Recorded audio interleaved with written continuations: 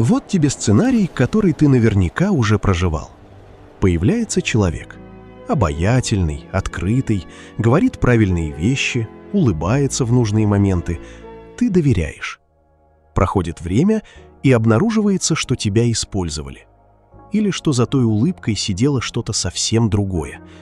И ты думаешь, как я мог не увидеть? Дело не в том, что ты наивный. Дело в том, что никто тебя не учил смотреть правильно. Смотреть не на слова, а сквозь них. Не на улыбку, а на то, что происходит за секунду до нее.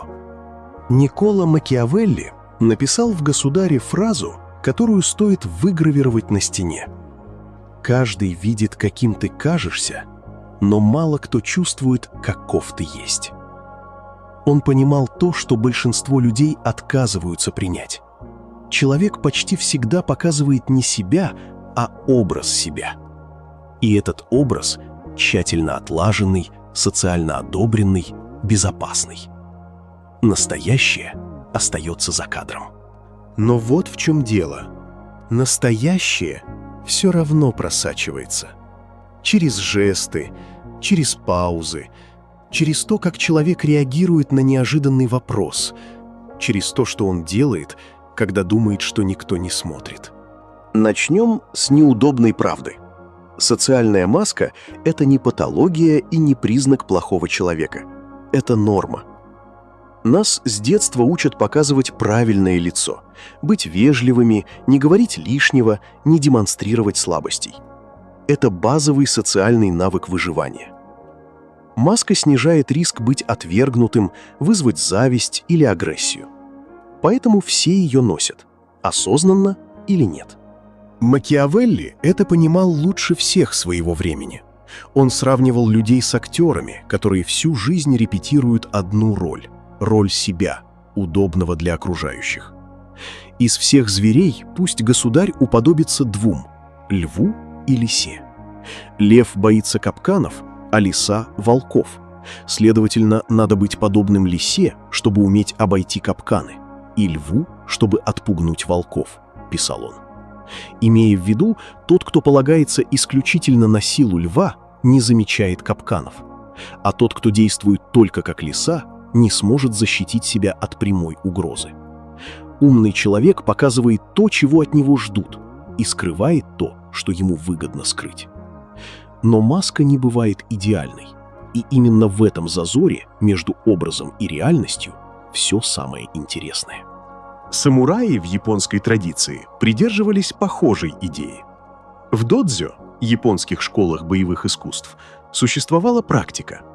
Новичок месяцами выполнял самые простые, ритуальные движения. Смысл был не в технике. Смысл был в наблюдении. Настоящий человек проявляется не в парадных ситуациях, а в монотонном, неинтересном, когда надеть маску уже лень. Это ключевой принцип – наблюдать не тогда, когда человек знает, что на него смотрят, а тогда, когда не знает. Где маска падает сама? В моменты стресса, в ситуациях неожиданности, когда человек устал, голоден или когда на кону что-то важное. Именно тогда настоящие реакции – раздражение, страх, расчет – проскакивают раньше, чем успевает включиться контроль. Макиавелли в «Государе» советовал никогда не доверять тому, чей порыв слишком очевиден. Избыточная доброжелательность при первом контакте – это не признак открытого человека. Это сигнал, что человек очень хочет произвести впечатление. А желание произвести впечатление всегда означает какую-то цель за ним. Как это работает на практике? Есть простой, но эффективный инструмент – легкая провокация. Не грубость, не агрессия, просто небольшое отклонение от ожидаемого сценария. Неожиданный личный вопрос, пауза там, где обычно дают поддержку, мнение, которое идет вразрез с тем, что собеседник только что сказал. Дзен-мастер Такуан Сохо писал: «Слабое место все равно, что открытая калитка в крепостной стене. Задача мудрого — увидеть эту калитку раньше всех». В момент легкого дискомфорта человек либо закрывается, и это сигнал, либо реагирует несоразмерно резко, и это тоже сигнал. Юнг формулировал это иначе, но суть та же. Хотите узнать человека? Позвольте ему говорить о том, что его пугает. Страхи — это всегда карта человека. Потому что человека задевает, можно понять, что он ценит, чего боится потерять, какую игру ведет. Теперь тело. Макиавелли говорил: «Каждый видит, каким ты кажешься, но мало кто чувствует, каков ты есть». Видит язык тела те самые «мало кто», и они понимают все. Потому что тело лжет хуже, чем язык. Мы умеем контролировать слова, но микродвижения, моргание, положение плеч, что происходит с руками — это все идет мимо сознательного контроля. Древние наставники учили: открытые ладони — признак открытости, руки перед лицом или грудью — знак защиты. Человек, который прячет руки за спину или убирает их под стол в момент разговора, скрывает не только нервозность, он скрывает намерение.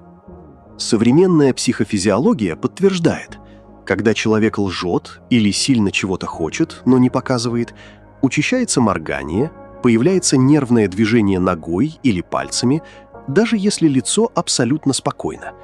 Это не сигналы слабости, это сигналы того, что внутри идет работа, которую снаружи пытаются не показать. Главное правило наблюдения — не делать выводов по одному сигналу.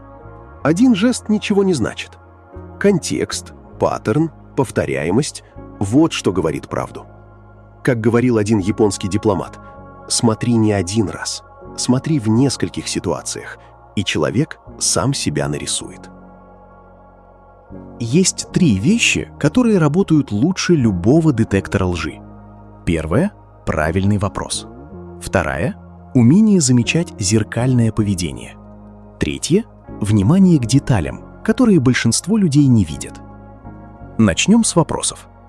Макиавелли в «Государе» подчеркивал: «Скрой то, что говоришь сам, узнай то, что говорят другие, и станешь истинным князем». Это не призыв к скрытности, это описание метода. Меньше говоришь сам, больше узнаешь о собеседнике. Вопросы бывают 2 типов, и оба нужны, но работают по-разному. Закрытые — те, на которые можно ответить «да» или «нет». Они как ловушки. Человек инстинктивно защищается, отвечает коротко, старается уйти от темы. Реакция на закрытый вопрос часто важнее самого ответа. Если вопрос задел, это видно. Если нет, тоже видно.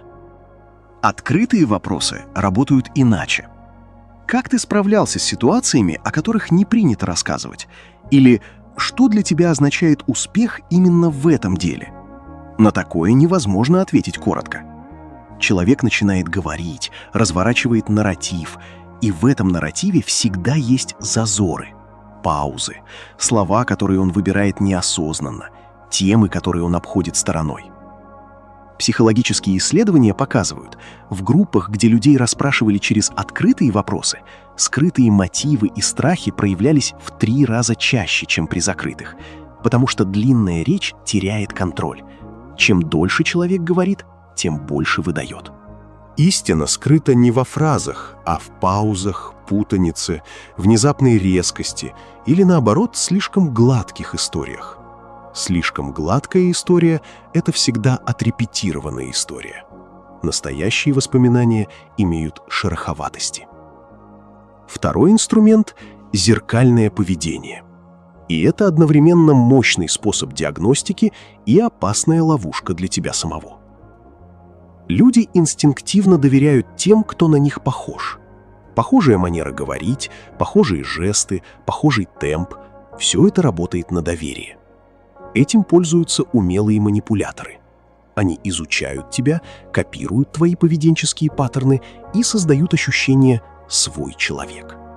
Буддийские наставники говорили: настоящий собеседник не стремится быть твоим отражением.